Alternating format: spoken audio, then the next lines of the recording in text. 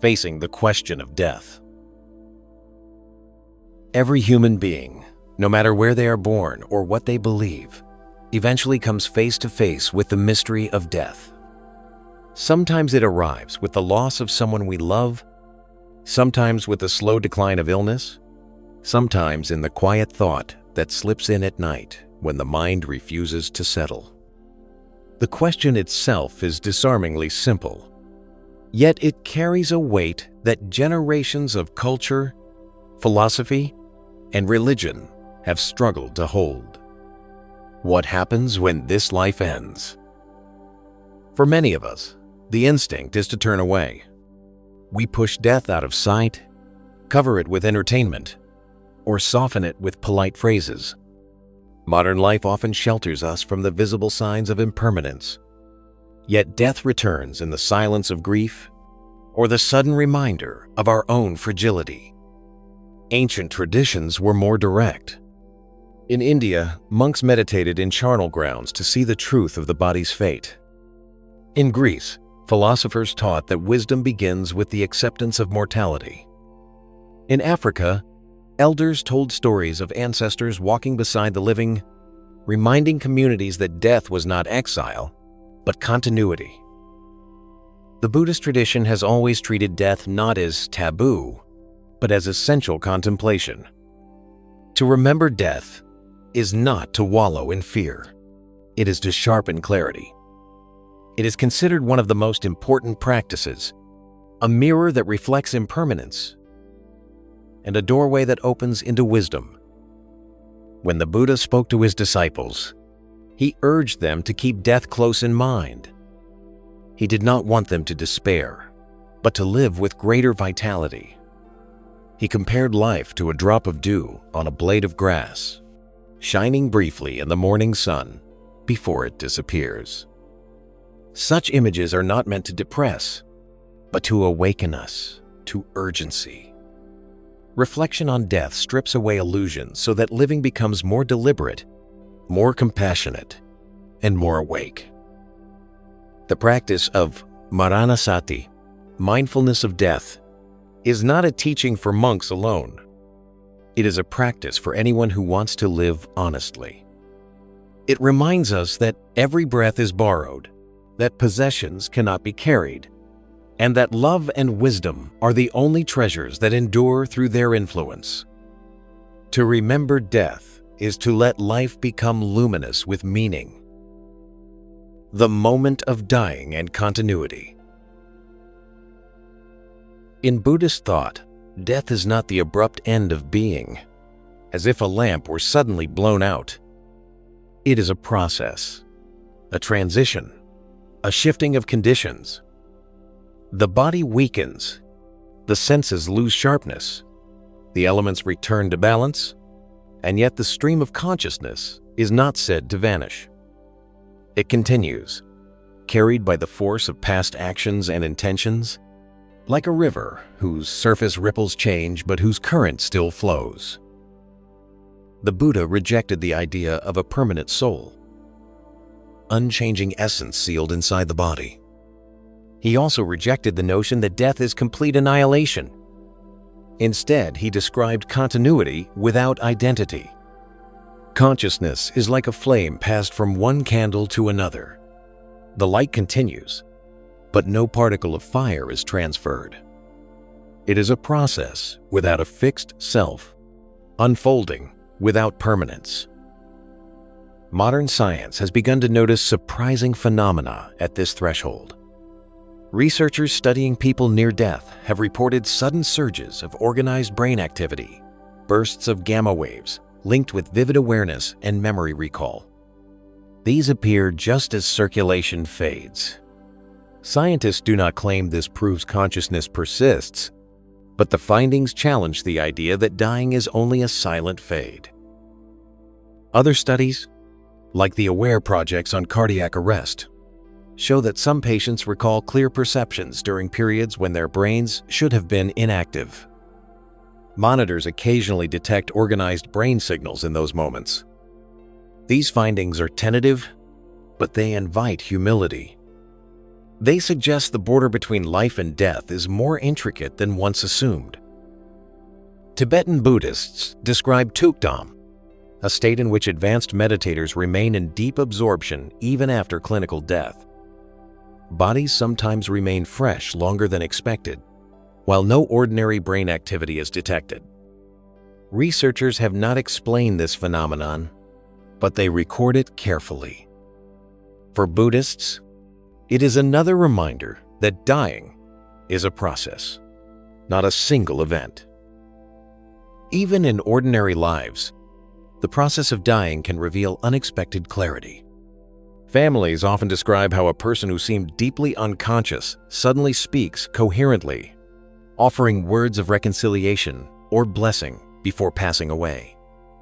This phenomenon, sometimes called terminal lucidity, has been documented in medicine. Science cannot yet explain it, but it suggests that consciousness is not easily reduced to mechanical failure.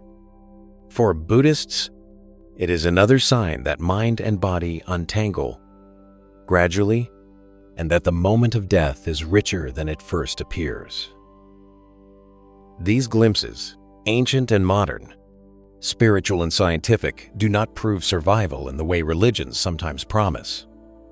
But they open a space of wonder, suggesting that death may be less a blank wall than a subtle doorway, less a disappearance than a passage. Karma and the realms of becoming. What follows after death, in the Buddhist view, is guided by karma, the law of cause and effect that moves not only through our present days, but through the continuity of becoming. Every thought, every word, every action plants a seed. When this body ceases, the seeds do not vanish. When conditions allow, they ripen into new existence.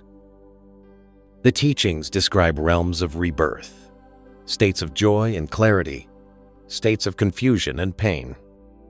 Some imagine them as vast cosmic landscapes, others as psychological conditions.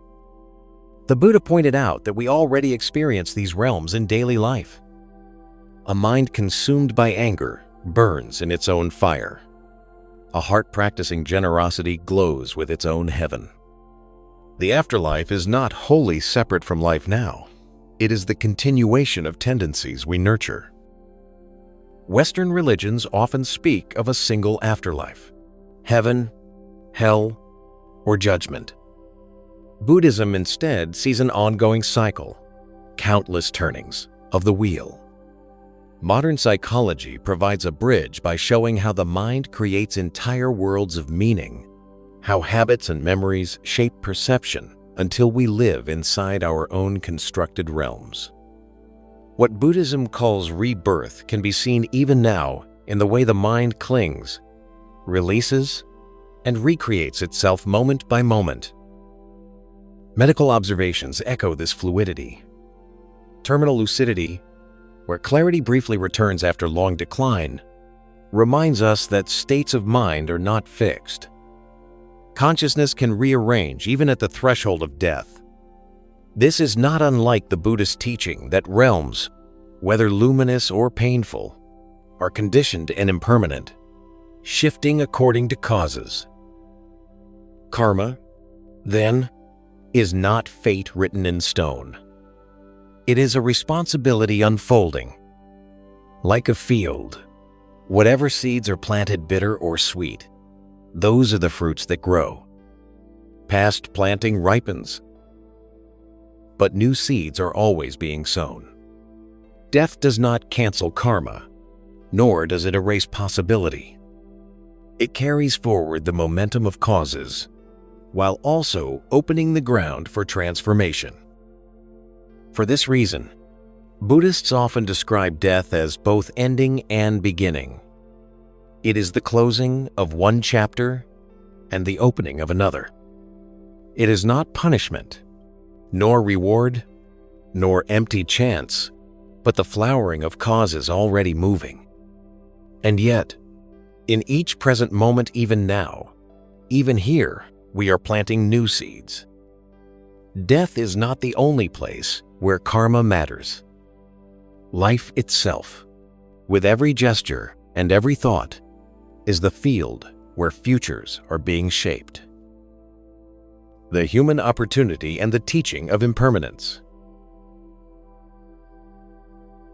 Among all possible states of existence, Buddhist texts describe human life as uniquely precious. They often compare it to a turtle surfacing once in 100 years and, by sheer chance, placing its head through a single wooden ring floating on the vast ocean. This image is meant to shake us awake, to remind us that human birth is exceedingly rare, and that to squander it in distraction or negligence is to waste a treasure that may not return for countless cycles. Why is it so rare, and why so valuable? Because human life rests in a fragile balance. Too much suffering, and awareness collapses into survival alone. Too much pleasure, and awareness is drowned in indulgence. Human life is tender enough to feel pain and loss, yet steady enough to reflect, to ask questions, and to practice. That balance makes awakening possible. Death reminds us that this opportunity is brief. Impermanence is not just a poetic phrase, but the law of existence itself. Everything that arises must pass away. No form, no feeling, no identity can hold forever. Death is sometimes called the great teacher because it strips away illusions and forces us to see directly that clinging cannot succeed. Philosophers in many cultures reached similar insights. The Stoics urged daily reflection on death, not as a grim fixation, but as a way to sharpen gratitude and discipline. Seneca wrote that it is not that life is short, but that we waste much of it. Heidegger, centuries later, described authentic living as being toward death, insisting that only when we acknowledge our finitude can we live without distraction.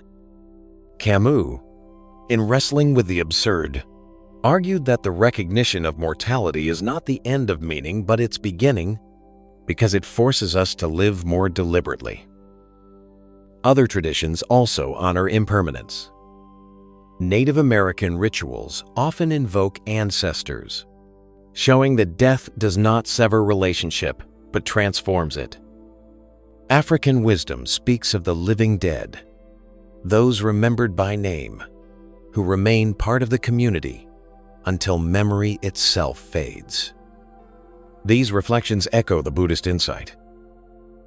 The human span is brief, but its brevity makes it luminous.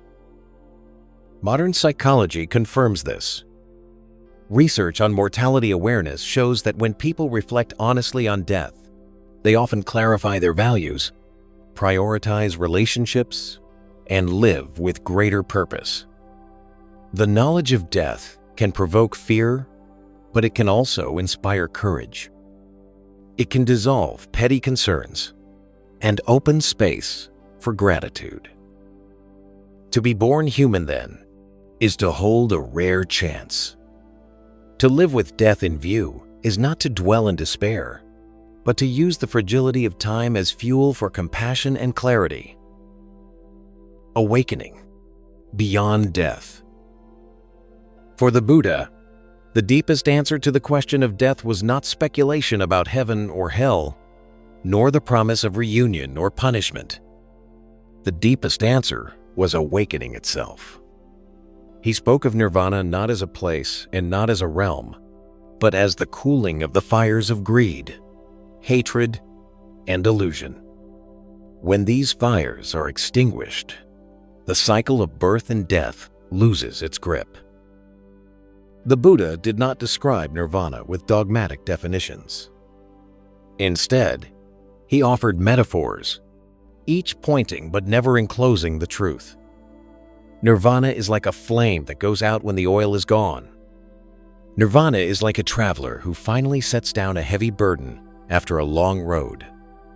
Nirvana is like the cooling of fever, the stilling of fire, the peace that requires no defense. These images do not explain nirvana in conceptual terms, but they suggest its taste: freedom, release, peace. Mystics across traditions have pointed in similar directions. Christian contemplatives spoke of union with God beyond words. Sufi poets sang of dissolving into the beloved.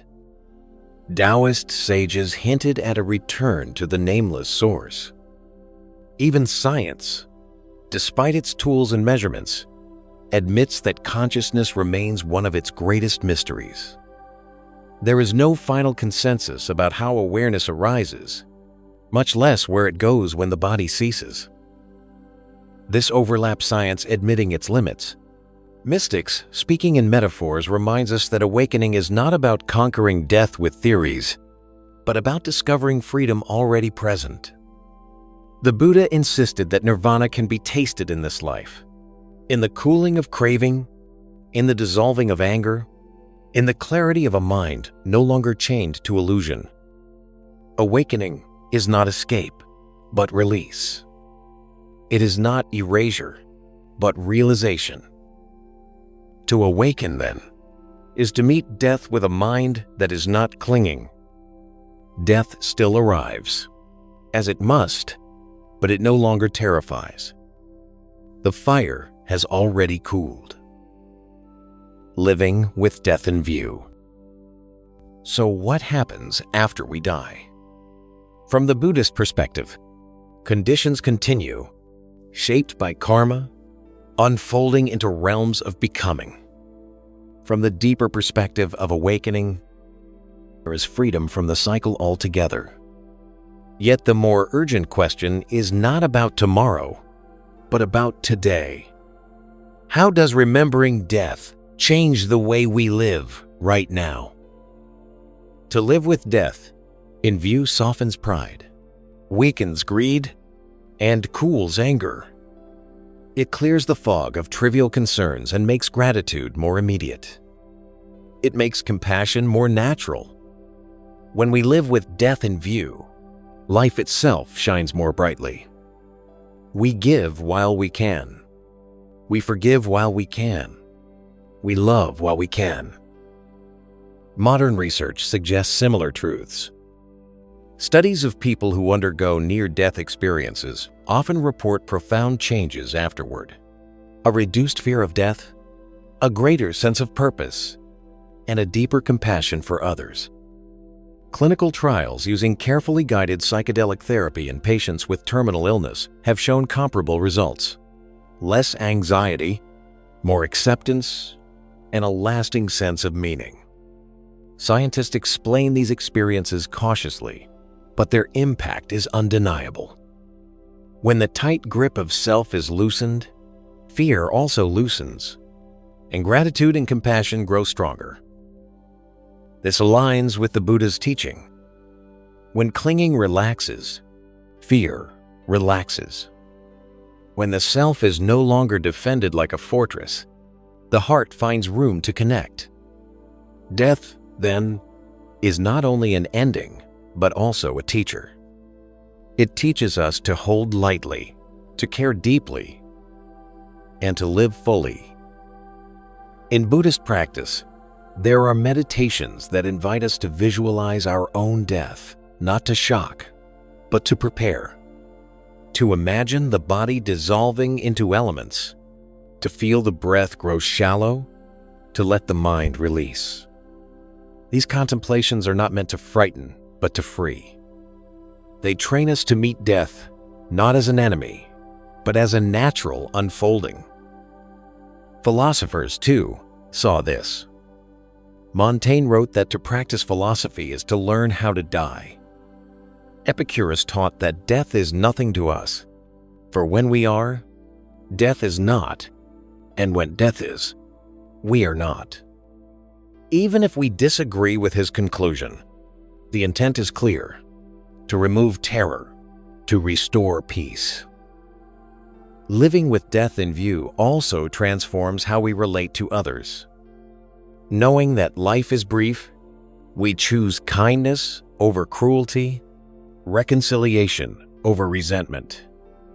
Knowing that breath is finite, we honor each meeting as precious.